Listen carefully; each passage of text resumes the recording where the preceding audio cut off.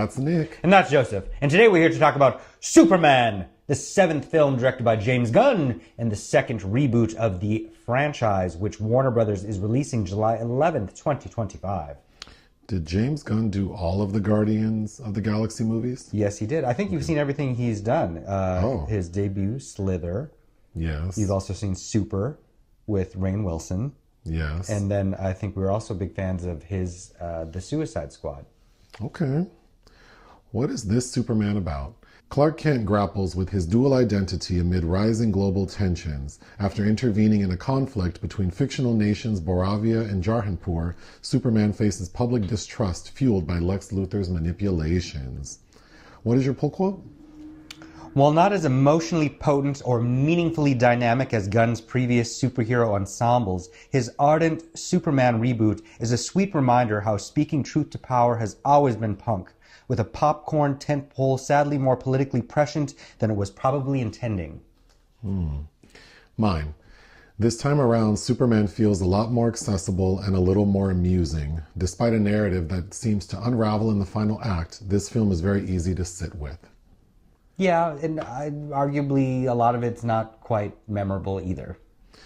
No, but like you alluded to, there is seemingly like a very timely political message, even if it's happenstance or deliberate. I think some of it seems quite deliberate with what's going on with the countries, but Nicholas Holt's Lex Luthor is, kind of Elon Musky. But you have that component combined with this version of Superman feels very casual. Like they're not really introducing this character. It felt like, y'all know Superman, here's a new one. This is what he's up to today. Mm-hmm. And I don't know that I mind that because it definitely cut down the running time to not have to kind of explain who this person is and show him coming from Krypton as a baby and being raised by his, The original Richard Donner where Jor-El and Lara have a much, you got Brando and Mia Farrow in there. They have much, more of a presence at least at first. What did I like? I think the David Cornsweet. Mm-hmm. David Cornsweet? I said that crazy. I really liked him as Superman. Well, he's channeling Christopher Reeve, which I found very enjoyable. And Christopher Reeve's youngest son makes a cameo in this. I like the actor playing Mr. Terrific. Mm-hmm. Ed Gathegi, am I saying his name right? I recognized him from the Twilight films. His character actually plays a very prominent role in the story. It does. In the second half of the film. I only laughed out loud once, and it was at him. Yes. Yeah, I found him quite amusing. I like the way the film looked. Sure. I also like the dog. I know there was a lot of criticism when early clips came out. Like people didn't like the dog. They didn't like the scenes of Superman flying. The cinematographer is Henry Bram, who's worked on the Guardians films. He did The Instigators, which I think we liked, and the Roadhouse remake. But yeah, I like the relationship between the dog and Superman, even though it's not explained where this dog came from until the end, which we'll get to. And then the scenes with Superman flying, I thought was kind of cute, actually. I didn't mind the flying. The dog, in essence, is cute, but sometimes Krypto was a bit uncanny valley at moments for me. Okay. What didn't I like? I like Nicholas Hoult. I do too, but I found Lex Luthor very rigid. I thought that character felt very flat. And because I was going to say that this villain feels cartoonish, and then I'm sure there will be comments like, well, hello, stupid, it's a graphic novel. But usually with these superhero movies, the villain feels a little more relatable, or you feel a little sympathy for them. But this Lex Luthor is just bad. He's just greedy. And then his minions are also just really excited to do bad things. Well, and they're doing it in a way that's they're killing and destroying, interfacing with screens like they're playing video games, which is troubling. But yeah, I mean, Nicholas Holt's no Gene Hackman. At the same time, I liked him better than Jesse Eisenberg. Sure. I think the story's very busy, especially the final act. It all just is whoa, a lot is happening. I didn't care for Lois Lane. I don't know who this lady is, but... But you do. Rachel Brosnahan, who you should remember from House of Cards as that sex worker that Doug Stamper is keeping hidden away. She's also quite revered for The Marvelous Mrs. Maisel, which I've never seen. she's fine in I'm Your Woman. I thought she was kind of ruinous in Walter Hill's Dead for a Dollar. She can kind of fade into the background, and I think she seems like somebody James Gunn wanted to cast because she's kind of regular. But, I have a soft spot for Margot Kidder. I quite liked Amy Adams, who was the only thing I liked in those Zack Snyder Superman films. I understand Lois Lane is intelligent and savvy and maybe has a little attitude, but this lady, I didn't quite understand why Clark Kent likes her. She didn't seem to be that, because they have a moment where she just straight up says, like, I knew this relationship wasn't going to work. And I don't know. Something about her rubbed me the wrong way. She's having doubts, yes. But the story, so these two nations, Boravia and Jarhanpur, they're bordering nations. And the leader of Boravia, who looks like a mad scientist. I will say, okay, you know who that is as well. Zlatko Buric. Don't you remember him from your favorite scene in Triangle of Sadness? Oh, well, he was fun in this movie. He's fun. He looks insane. And I think that's supposed to be part of the joke because his minions keep telling him how handsome he is. And it's like... And Lex Luthor, we find out, has sold... Like, we're told that Boravia has purchased like $80 billion worth of weapons from Lex Luthor. But then we find out they've really only paid like $1 billion for them. Mm-hmm. So what's the rub? Well, Lex Luthor wants to take over Jarhanpur. So he's helping Boravia, displace these people. Because their land, Jarhanpur, is rich in fossil fuels. And then Lex Luthor's claiming that he wants to build like this utopia there. But it's all greed, right? Which sounds like an Ayn Rand kind of utopia, but yeah. So that's in the background. And Lex Luthor knows that he needs to get Superman out of the picture. So Lex Luthor has created Planet Watch, which he's pitched to the US government. Like, you can outsource security to us and we will keep all these like metahumans and aliens at bay, including Superman. Because Lex Luthor has created this narrative that Superman is bad. How does he do that? Superman has a video from his parents, who are played by Bradley Cooper and Angela Serafian. Yep, who you saw in the film Reminiscence. Reminiscence. And they sent a message with little baby, what's his name? What's Superman's real name? Kal-El.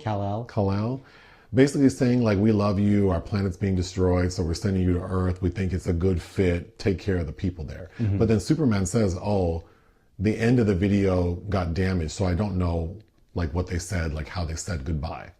But then Lex Luthor is able, with the help of some of his minions, to figure out what his parents really said. Supposedly. And it's unclear if he doctored it or if it's real. But basically, his parents told him, when you get to Earth, you're going to run shit. Well, they're like, humans are dumb. They'll believe it. Rule them. So Lex Luthor basically convinces the world that Superman is bad, which I thought was kind of weak. Immediately. And I liked how somebody throws a can at his head, and it's like, you're a fool. Well, the opening of the film is we see Superman like in Antarctica, like sort of fall and hit the ground, and he's badly injured. And then we get all these titles saying like 3 centuries ago, 3 decades ago, 3 years ago, Superman landed on Earth and has been basically taking care of the planet.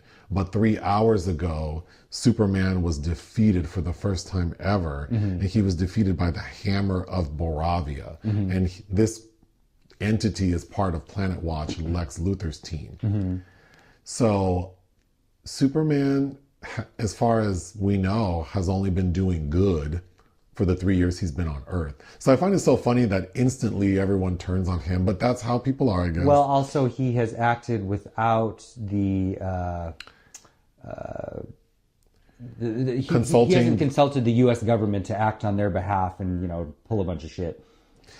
So just a couple of scenes I thought were really cute to start. We see that, first of all, Lois and Clark, Superman, they are not very discreet. No. And in the end, the man who runs the Daily Planet, whose name I just forgot. Wendell Pierce? Wendell Pierce. Even he and one of Lois Lane's co-workers, Skylar Gazondo, they both go like they basically clock like Clark is Superman. So I kind of find it odd that they're so not discreet about their relationship. Well, that's always been kind of the joke about, like, he just puts on glasses and nobody knows. Well, then I'm not a comic book reader, so I don't know if everyone knows this, but I didn't know that in this film they say that Clark Kent's glasses make people not recognize him as Superman. They're magic. So they're magic glasses. But then we see characters acknowledging, like, y'all know that's Superman. Right. I thought that was weird.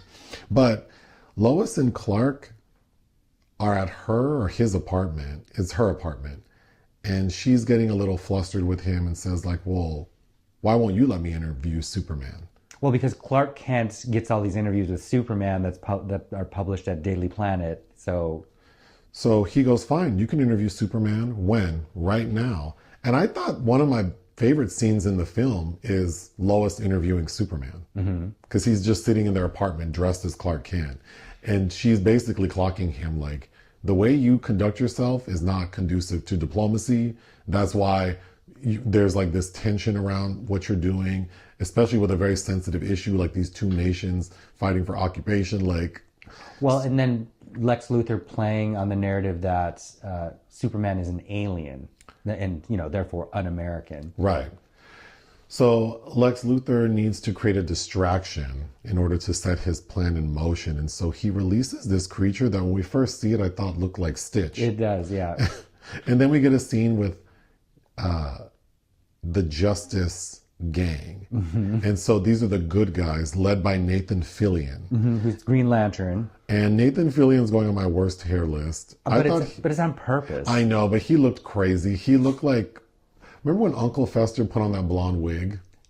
He also reminded me... In Addams Family Values? Yes. To woo Joan Cusack? He also reminded me of that billionaire Mark Davis, the one who has that girlfriend who's a third his age, and he said that she didn't notice me for my money, it was for my smile. This man looks like a monster. Or Lloyd, is it Lloyd Christmas, the Jim Carrey character in Dumb and Dumber? Yeah. It's bad. But he's fun, and he's paired with Mr. Terrific. Mr. Terrific, and then Nighthawk? Hawk Girl. Hawk Girl. Played by Isabel Merced, who I believe you know from the film Sweet Girl. And I thought that them as a trio were cute, and their joke is that they hate the name Justice Gang, but Nathan Fillion thinks he's the leader.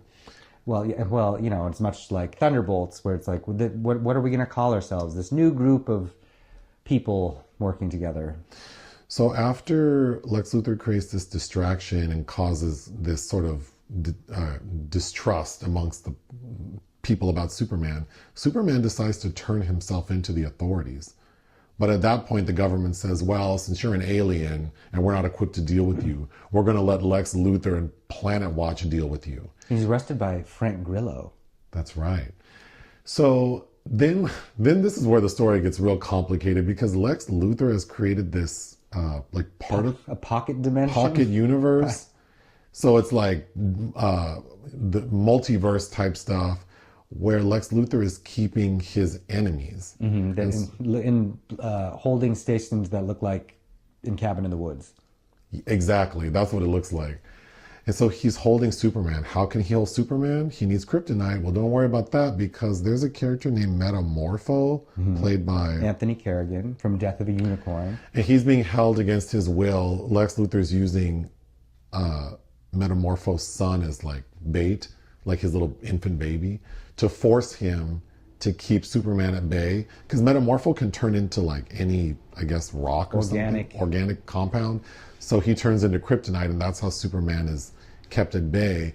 But only one character gets killed in this movie, and it's this man we meet early on who's like a street vendor. A street vendor who actually helps Superman. He gave him food once. And we know that because Superman says, like, you know, you don't have to help me, and like, I appreciate the food you gave me or something.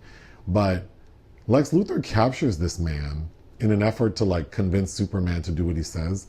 And Lex Luthor shoots this man in the head, which I found kind of jarring for a PG-13 superhero movie, because you see it from a distance. Guardians of the Galaxy 3 is dark. And it was the pocket dimension sequence that was kind of channeling what James Gunn has already done to much greater effect. So after Metamorpho sees that, he gets emotional, like, this is not right. And then he asks Superman, you know, you said you can help me with my son. If I let you go, will you grab my son? And of course Superman says yes. But then after he releases the kryptonite, Superman is still weak. And I guess because I don't know the movies very well, I didn't know that Superman is powered by the sun. It heals him, yeah. So then Metamorpho has to create the sun, and that gets Superman up and at him. And then, of course, another battle ensues. He's able to successfully get out. But then another plot point is that this pocket universe is unstable, and Mr. Terrific is trying to figure out how to make it stable, but ultimately it fractures. And then we get this big split in like this alternate dimension that's causing a rift that's going to tear the city apart. Yeah, I mean, it's like biblical, like it's just cutting Yeah. everything in half. I thought that was interesting.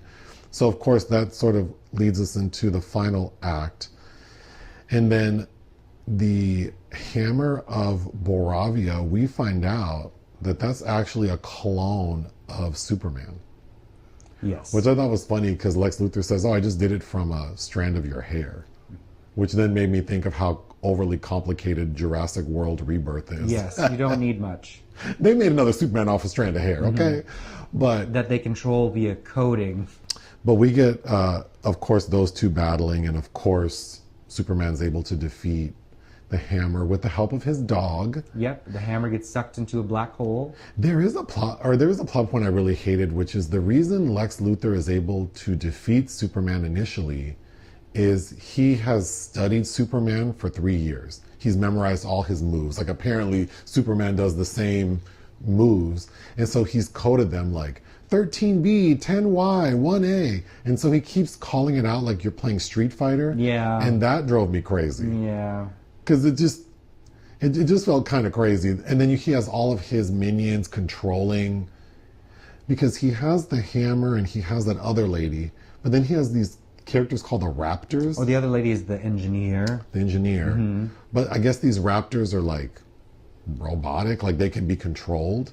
I don't know. I felt like by the final act, it all felt very messy to me how they're all battling. Right, and then you find Superman in several scenes where he's wounded, having to recharge, and I guess compromised. All the while, the world is splitting in half, and it's Mr. Terrific who has to fix it. And I think the scene that we both laughed at is one of Lex Luthor's minions is trying to tell Mr. Terrific, like, "Let me help you," and he goes, "I don't need your He help." slaps that man to the side. I really did like that character. Yeah, I did too. So, of course, all's well that ends well. We end the film with Superman back at his ice lair in the Antarctic, I guess. What is that? The Fortress of Solitude? Yes, Is the that what that's Fortress of called? Solitude. And that's when we meet Supergirl. And her drunk ass stumbles in, literally drunk. She is giving Chaos Demon. We find out that they are unable to get drunk on Earth. Like the Earth's atmosphere and the way they metabolize alcohol, they can't get drunk. So Supergirl likes to go to a different planet to get drunk. And so she just got back. And apparently the dog belongs to her. So she came back to get her dog and left. But then the first post-credit scene is like 3 seconds long. And it's just Superman sitting on the moon with the dog looking at Earth. That's it. And the dog's like licking him. And then we get a second post-credit scene, which is not that much longer. And it's Superman and Mr. Terrific looking at a building that had been split and then rejoined because of Mr. Terrific's tech work. And it's kind of a little, like the seams aren't seamless. And so they argue about it for a little bit, and then it ends. Although I did love the end credits sequence because it's set to the Teddy Bears featuring Iggy Pop, I'm a Punk Rocker. Love that song. I remember listening to that on repeat in college. But ultimately, I think it's effective. Like, I really liked the actor playing Superman, and it felt like a kinder... The movie felt more kind than I recall the last batch of Superman movies feeling. And maybe because Superman himself feels lighter. Yes. I think that James Gunn is adept at getting to that, a certain poignancy, this human essence to these, otherwise popcorn movies in a way that somebody like Zack Snyder is completely unable to. I read comments and saw a couple of videos of people saying like it's so zany and funny. I don't think this movie's that quirky and zany. It's definitely not as serious as the other ones, but... There is a serious subtext though, because I think Gunn said himself that it was intended to be an immigrant story. I could see that. And I like that Ma and Pa, the Kents, his adopted family, I like that they weren't distracting but sweet. Super sweet. And the mom, like the first time we meet the mom, she's on the phone with Clark, or I think leaving him a voicemail. And the way she's talking at the phone was super cute. And then the dad has an emotional scene with Clark, basically telling him how proud he is of him. And I thought that was really lovely. Neva Howell and Pruitt Taylor Vince, you've seen them in things, definitely. But I like that it just seems human. I would look forward to the next Superman with this group of people. Well, I think he's doing Supergirl, James Gunn. Oh. As Millie Alcock pops up in the end. I don't know. I feel like I needed a little more to gauge how I felt about her. Well, I'm assuming Superman will pop up in Supergirl. Yeah, I mean, if we could get Faye Dunaway, Can y'all get Faye Dunaway? Can we get a Faye Dunaway cameo, please, my lord? What would you give Superman?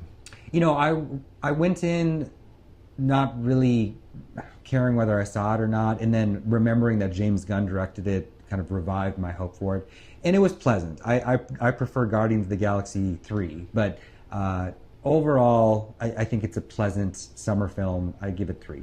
I agree. I would give it 3 out of 5. Join us on Patreon and listen to our podcast. Bye.